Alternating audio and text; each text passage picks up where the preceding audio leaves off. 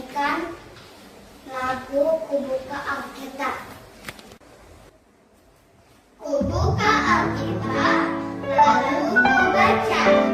Srek, srek, srek, srek, srek, srek. Firman Tuhan ada di hatiku, ada di hidupku, menuntun jalanku. Firman Tuhan sirami jiwaku, berbuah, berbuah, berbuah, berbuah, berbuah, berbuah, berbuah, berbuah untukku. Firman Tuhan ada di hatiku, ada di hidupku, menuntun jalanku.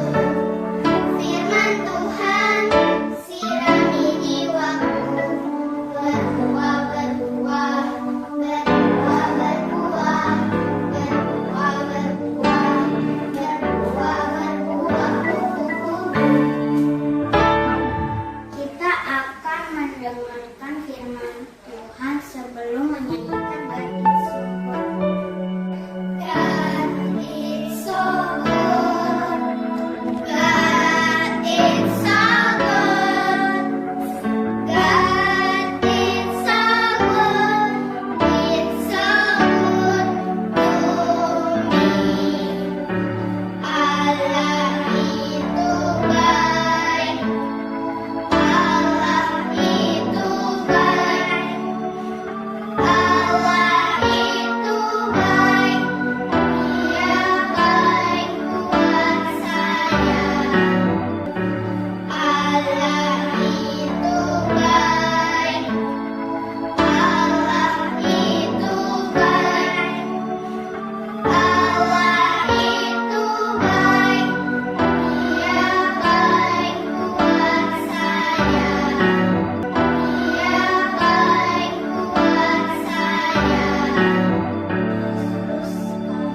Mau mendengarkan firman Tuhan, memberkati kami. Haleluya.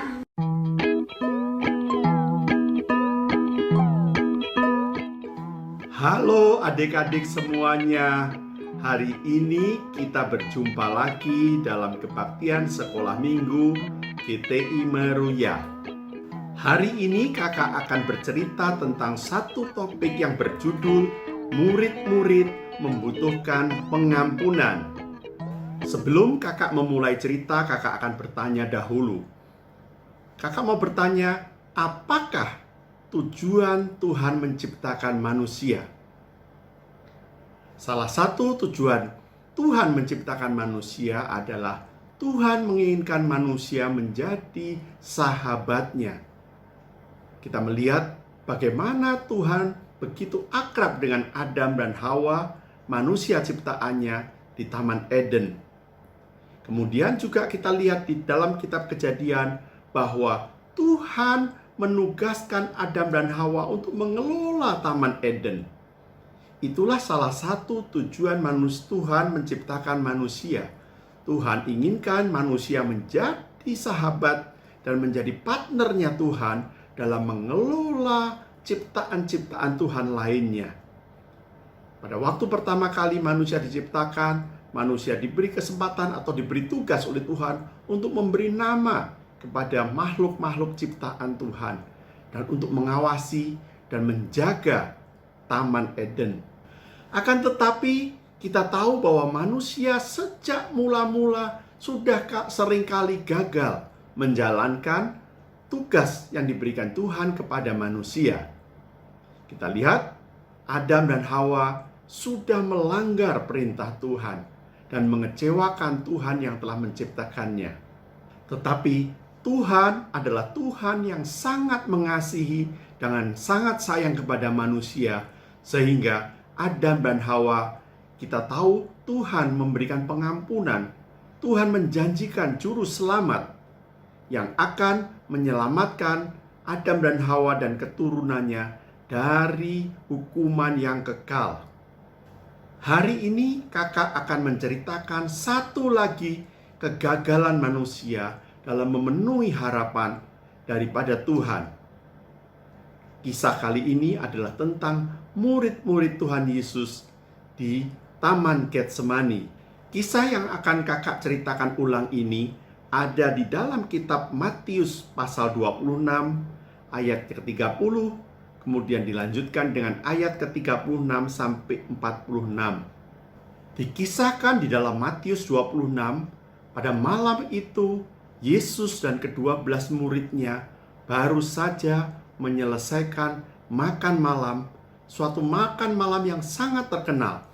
Mungkin adik-adik kalau pergi ke gereja atau pergi ke museum atau pergi ke rumah orang Kristen pernah melihat sebuah lukisan di mana terdapat Tuhan Yesus sedang makan bersama-sama dengan 12 muridnya di sekelilingnya. Itulah adalah potret daripada perjamuan makan malam yang baru saja diadakan oleh Tuhan Yesus bersama-sama murid-muridnya.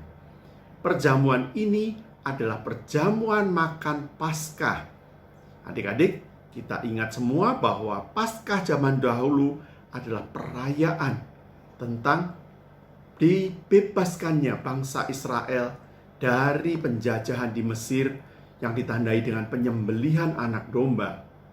Malam itu mereka melakukan santap malam bersama-sama, kemudian mereka menyanyikan lagu-lagu pujian setelah makan malam tersebut. Yesus tahu bahwa malam itu adalah malam terakhir dia akan ditangkap. Yesus mengajak murid-muridnya untuk berdoa ke sebuah taman yang dinamakan Taman Getsemani. Taman Getsemani adalah sebuah taman di dalam kota Yerusalem yang tidak terlalu luas, tetapi taman itu adalah taman yang tenang dan hening. Tuhan Yesus ingin mengajak murid-muridnya untuk berdoa dengan sungguh-sungguh di tempat ini. Sesampainya di Taman Getsemani, Yesus berkata kepada sebagian besar murid-muridnya, "Duduklah di sini, sementara aku akan masuk ke dalam taman untuk berdoa."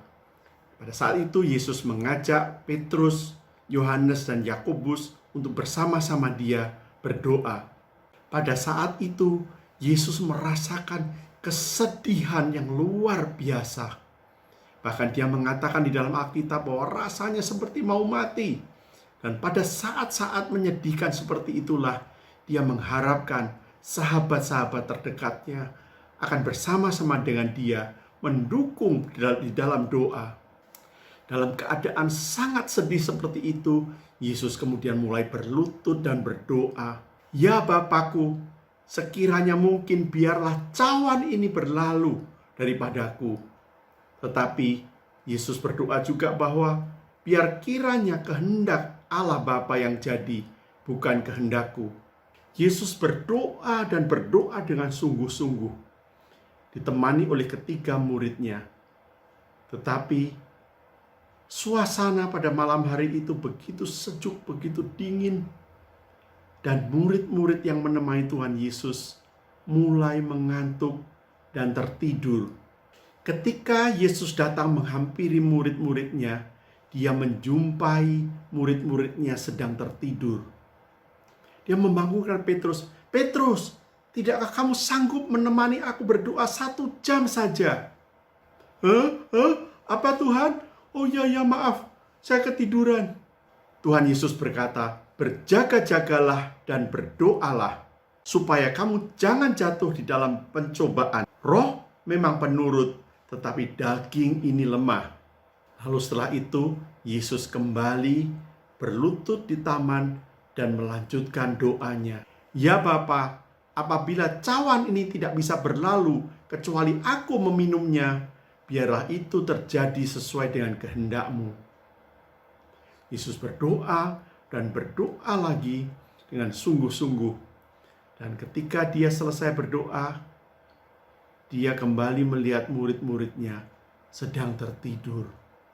Melihat hal itu, Yesus dengan hati yang sangat sedih dan hancur tidak membangunkan murid-muridnya. Dia membiarkan murid-muridnya meneruskan tidurnya. Dan Yesus seorang diri kembali berlutut dan berdoa doa yang sama. Bapa, biarlah apabila cawan ini tidak mungkin berlalu, kecuali aku meminumnya, maka terjadilah sesuai kehendak-Mu. Itu doa yang ketiga yang Yesus sampaikan di Taman Getsemani. Dan setelah Dia selesai berdoa, Dia kembali kepada murid-muridnya yang sedang lelap tertidur tadi. Kemudian dengan kasih sayang dan hati yang hancur, Tuhan Yesus membangunkan murid-muridnya. Mari kita pergi, karena Dia yang akan menyerahkan aku sudah dekat. Kisah murid-murid Tuhan di Taman Getsemani ini kembali mengingatkan kita bahwa kita sebagai anak-anak Tuhan seringkali kita gagal menjadi sahabat Tuhan. Seringkali kita gagal menjadi partner untuk menolong Tuhan pada saat Dia membutuhkan kita di sampingnya. Tuhan sudah memerintahkan kalian kita semua menjadi terang dunia. Tetapi seringkali kita mengecewakan Tuhan karena justru kita menjadi contoh yang tidak baik buat teman-teman kita. Tuhan memerintahkan agar kita jangan berbohong. Tetapi hanya gara-gara alasan yang sepele, kita pun melakukan kebohongan-kebohongan dan mengecewakan Tuhan. Demikian juga terhadap papa mama sebagai wakil Tuhan di dunia. Papa mama mengharapkan yang terbaik buat kita. Kita diminta untuk rajin belajar, tetapi kita seringkali malah bermalas-malasan. Seringkali kita menghabiskan waktu kita untuk hal-hal yang tidak berguna.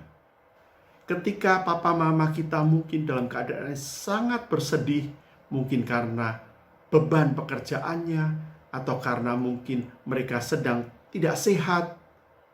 Seperti Tuhan Yesus tadi mengharapkan, mereka mengharapkan anak-anaknya untuk menjadi sahabat dan pendamping bagi papa mama kita. Tetapi seringkali pada saat-saat yang paling dibutuhkan oleh papa mama seperti itu, justru kita tertidur, terlena, keenakan dengan keasikan kita masing-masing.